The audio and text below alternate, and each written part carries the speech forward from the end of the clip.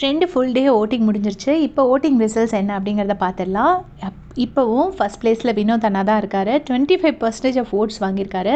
கிட்டத்தட்ட 1,00,000 ஓட்டை கிராஸ் பண்ணிட்டாரு. 11 பேர் நாமினேஷனில் இருக்கும்போது 25% ஓட்ஸ் வாங்கிட்டாருன்னா ஆல்மோஸ்ட் ஒரு கிளியர் வின்னர் மாதிரி தான் இப்போ வரைக்கும். இனி போக போக ஏதாவது இஷ்யூஸ் வருதா, இல்லை ஏதாவது சண்டை வருதா, அதில் ஏதாவது பிரச்சனை ஆகுதாங்கிறத பொறுத்து இது மாறலாம். இப்போ வரைக்கும் அவர் வந்து ஆல்மோஸ்ட் ஒரு வின்னர் மாதிரி அந்த பிளேஸை கேரண்டி பண்ணி வச்சுருக்காரு. செகண்ட் பிளேஸில் வந்து பார்வதி இருக்காங்க. அவங்க வந்து 15% ஓட்ஸ் வாங்கியிருக்காங்க. கிட்டத்தட்ட 60,000 வாக்கு வாங்கியிருக்காங்க.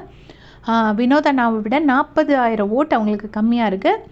தேர்ட் பிளேஸில் வந்து திவ்யா இருக்காங்க. திவ்யாவுக்கு வந்து 42,000 ஓட்ஸ் வந்திருக்கு. அதாவது திவ்யாவுக்கும் பார்வதிக்கும் மட்டுமே 18,000 ஓட்டு வித்தியாசம் இருக்குது. ஸோ 18,000 ஓட்டுங்கிறதுமே ஒரு பெரிய டிஃப்ரென்ஸ் தான். திவ்யாவுக்கு ஃபஸ்ட் வீக் நல்ல கேம் பிளே இருந்தது. அதுக்கப்புறம் அது ரொம்ப கம்மியாயிடுச்சு. இப்போ வந்து இன்றைக்கி கொஞ்சம் அவங்க ப்ரமோலெலாம் வந்திருக்காங்க. பட் ரொம்ப நாள் ஆயிடுச்சு ப்ரமோலெலாம் வந்து. ஃபோர்த்து பிளேஸில் வந்து விக்ரம் இருக்கார். விக்ரம் வந்து 35,000 ஓட்டு வாங்கியிருக்காரு. திவ்யாவுக்கும் விக்ரமுக்கும் கிட்டத்தட்ட ஒரு 7,000 ஓட்டு வித்தியாசம் இருக்குது. 7,000 ஓட்டுங்கிறது ஓரளவுக்கு ஓகேன்னு சொல்லலாம். ஏன்னா பெரிய டிஃப்ரென்ஸ்னு சொல்ல முடியாது. ஃபிஃப்த்து பிளேஸில் கமருதீன் இருக்கார். கமருதீன் ஒரு நல்ல பிளேஸில் இருந்தார். நிறைய ஓட்ஸ் இருந்துச்சு அவருக்கு. பட் இப்போ அவரோட கேம் பிளே கொஞ்சம் இதாகிடுச்சு. அதனால் அவருக்கு ஓட்ஸ் கம்மியாயிடுச்சு. 34,000 ஓட்ஸ். விக்ரமுக்கும் கமருதீனுக்கும் பெரிய டிஃப்ரென்ஸ் இல்லை.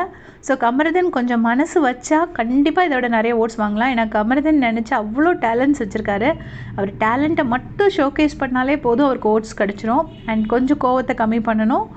அதுக்கப்புறம் பார்த்திங்கன்னா சாண்ட்ரா வந்து 24,000 ஓட்ஸ் வச்சுருக்காங்க. நல்லா தான் விளையாண்டாங்க. ஃபஸ்ட் வீக் சீக்ரெட் டாஸ்க் சூப்பராக பண்ணாங்க. அதுக்கப்புறம் கொஞ்சம் கம்மியாச்சு. அப்புறம் இன்றைக்கி வந்து கொஞ்சம் சுபிக்ஷா கூட பிரச்சனை பண்ணிட்டாங்க. அதனால இனி ஓட்ஸ் குறையுமா என்னங்கிறத பொறுத்திருந்து தான் பார்க்கணும். இப்போ வரைக்கும் கமருதீனுக்கும் சாண்ட்ராக்கும் கிட்டத்தட்ட 10,000 ஓட்டு வந்து வித்தியாசம் இருக்குது. அடுத்த பிளேஸில் வந்து பிரஜன் வந்து அதே தான், சாண்ட்ராவோட ஓட்ஸ் தான். ஆனால் இனிமேல் வந்து அவர் ஜாஸ்தி ஆகிடுவாருன்னு நினைக்கிறேன். ஏன்னா இன்றைக்கி ஒரு சூப்பரான சம்பவம் பண்ணியிருக்காரு. அந்த நெக்லஸை திருடியிருக்காரு.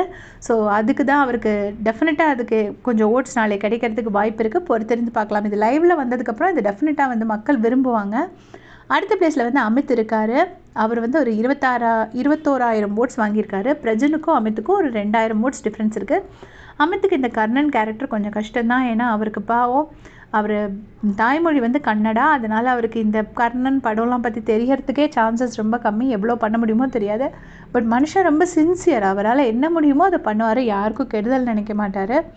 அதுக்கப்புறம் பார்த்திங்கன்னா சுபிக்ஷா வந்து 21,000 ஓட்டு வாங்கியிருக்காங்க. ஸோ அவங்களும் இன்றைக்கி ப்ரெசென்ட் பண்ண சம்பவத்தில் கூட உண்டு. இன்ஃபேக்ட் அந்த நெக்லஸை கையால் எடுத்தது சுபிக்ஷா தான் நினைக்கிறேன்.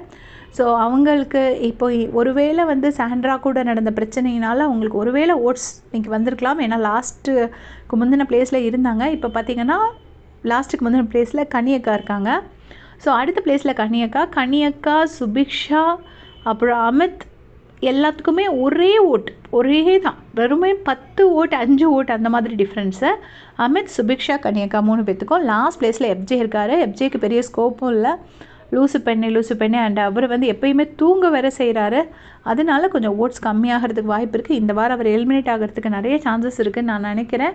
ஆனால் அவர் வந்து அந்த டிக்கெட் டு ஃபினாலே டாஸ்க் பண்ணால் நல்லாயிருக்கும்னு தோணுது. அவர், பிரவீன் எல்லாருமே வந்து கெமி எல்லாருமே நல்லா டாஸ்க் பண்ணுற பிளேயர்ஸ். ஸோ தெரியாது, பிக் பாஸ் என்ன முடிவு பண்ணுறாரோ அது மாதிரி தான் நடக்கும். உங்களுடைய கமெண்ட்ஸை சொல்லுங்கள்.